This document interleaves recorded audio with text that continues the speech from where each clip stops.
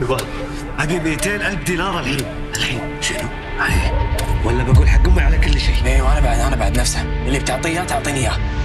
طب اللي قايل لكم انه انا قاعد على بنك ولا عندي هالمبلغ هذا كله خش حقكم؟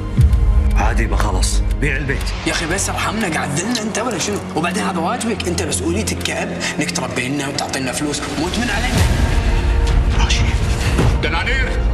احنا نتوضح يا ابو راضي، احنا عندنا ربع، عندنا حريم، الساعه الوقت. دنانير يبا تعال قاعد حاجي، يبا تكفى طول بالك يا دنانير. قاعد حاجي كلهم منكم انت. دنانير تعال قاعد كلمك. تعال صاير ليش صار خرب؟